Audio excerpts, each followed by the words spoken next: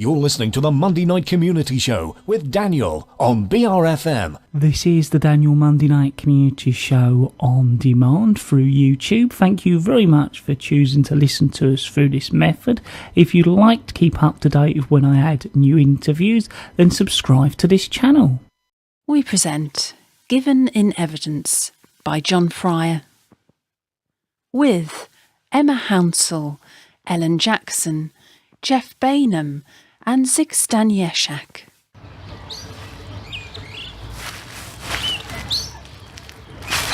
Following the footsteps backwards, it brings us to the gate. Now, those imprints are clearly the farmer's tractor, but over here, that looks more like a car. Lucky for us, the rain came down after all. So if that tyre print is the end of the vehicle, then... There's a footprint here. Have forensics make a cast of it, would you? Sure. Then he must have backed up to the gate, got out on the driver's side, the right side.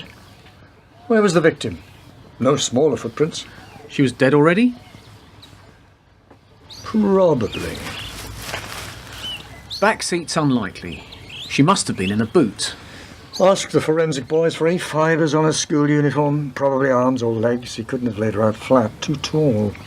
Carpet, maybe. Oil. Anything else she might have rested on.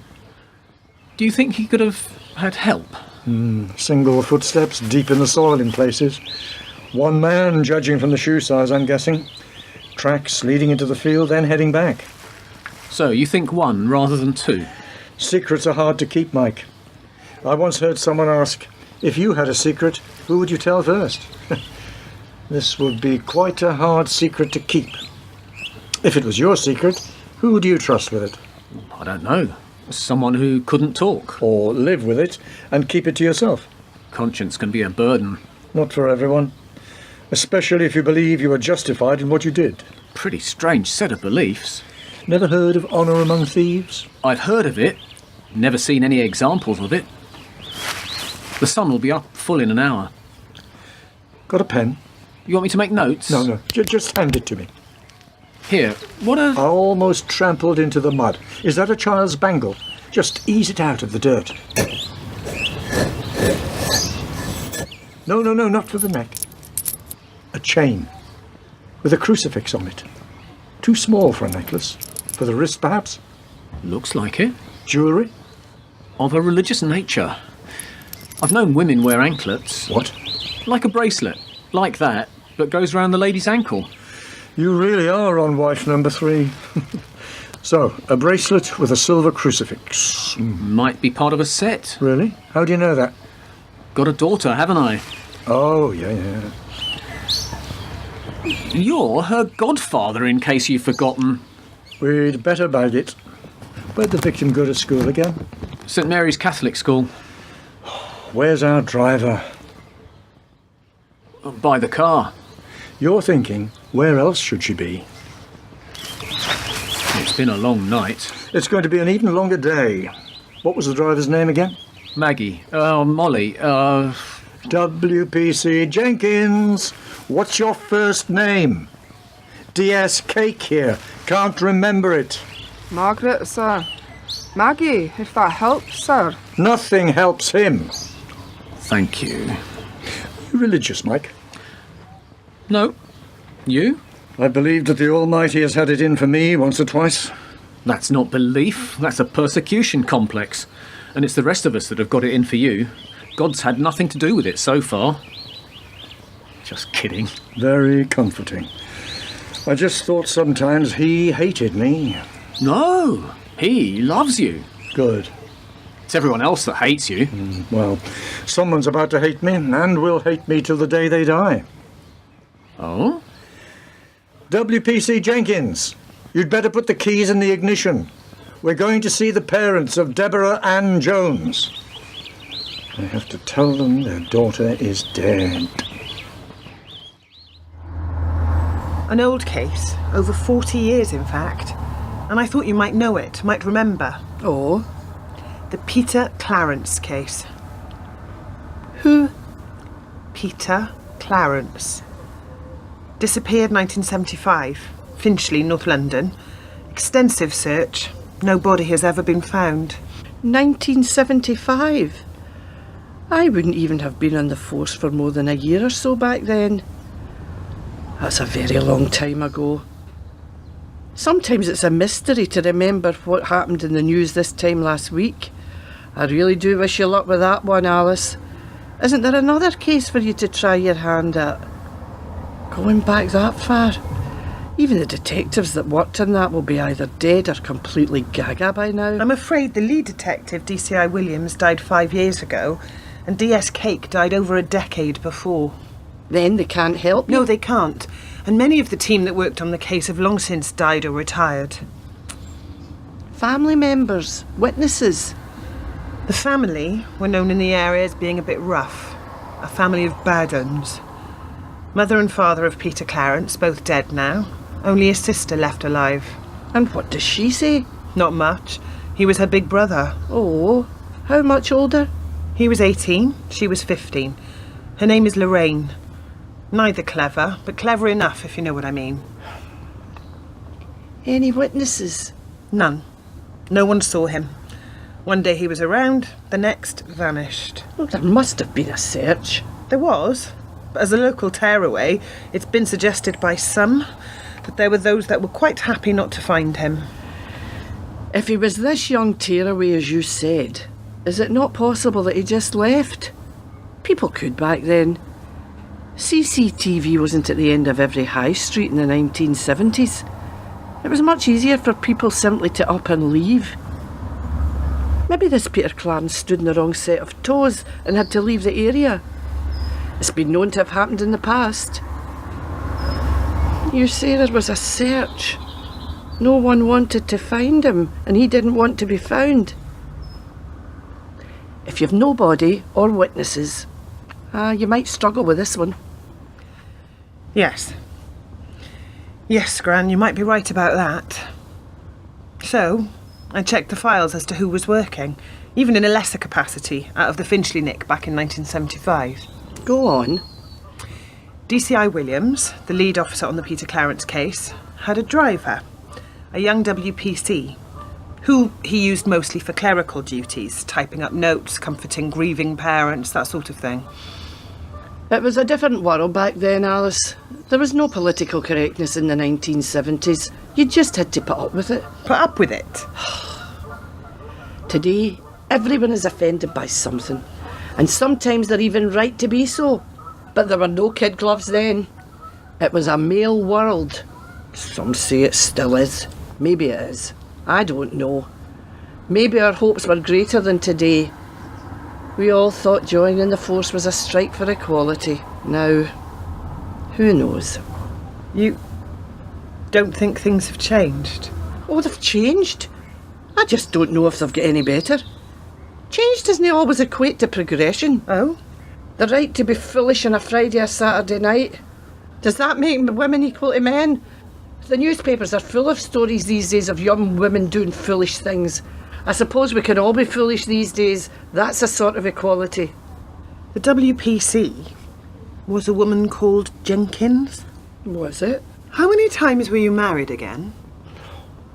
I've forgotten. Today your name is Ashburton.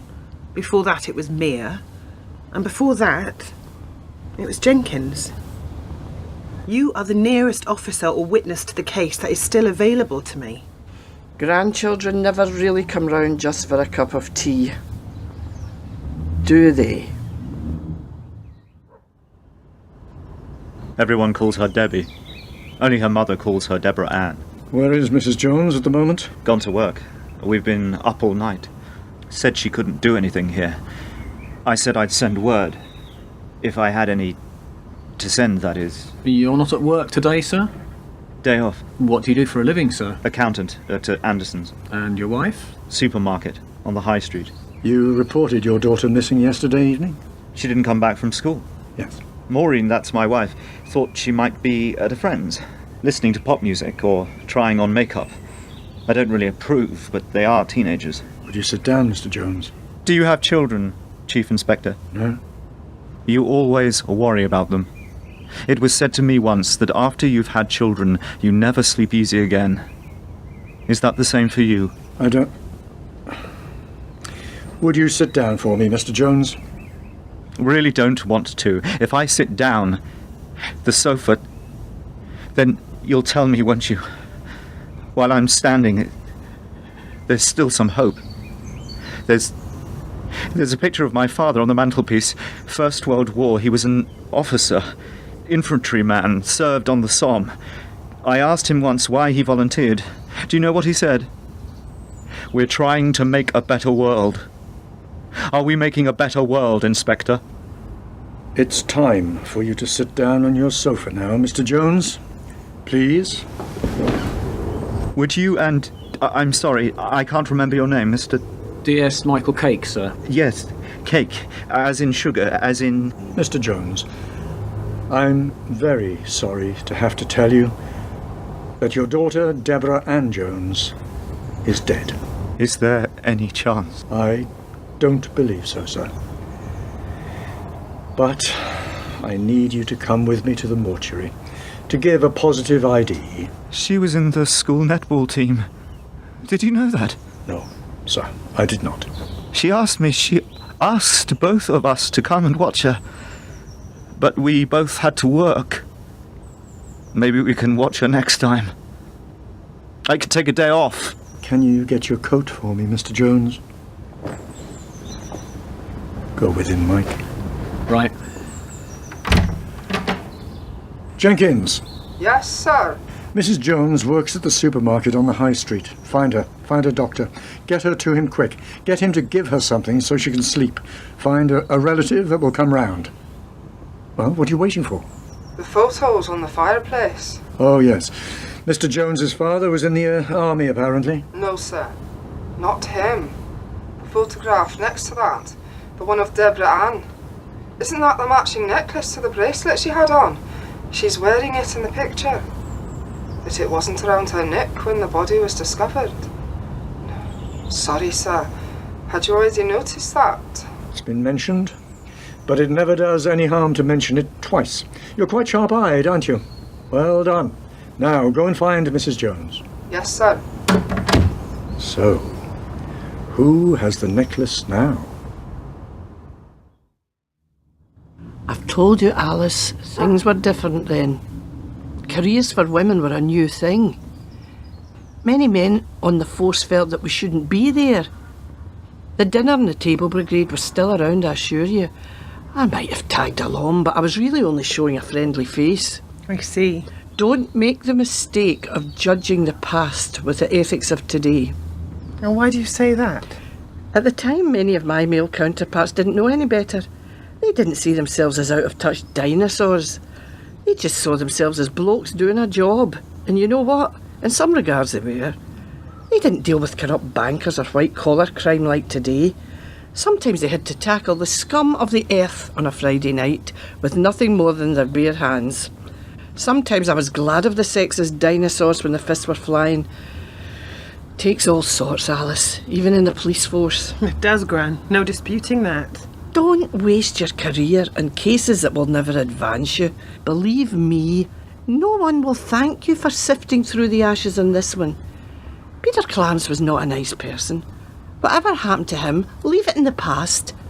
The world moved on, and so should you. There wasn't much in the file, to be honest, which I thought was a bit odd. Oh? It was only a missing persons case, I admit, but it was as if no one really even tried to find him. It was such a long time ago, Alice. I'm sure the local coppers did their best. A few uniforms did door-to-door, descriptions to Scotland Yard, a piece in the local paper. A priest, Father Hendrick, interviewed. Apparently he'd known the family for years, said some kind words. Then not much. A couple of sightings in Yorkshire, which turned out not to be him, and the odd rumour about him joining a ship in Hull and working his passage to South Africa. And the family? It wasn't long before the father was back inside, and the mother died shortly after that. The sister kept her head down.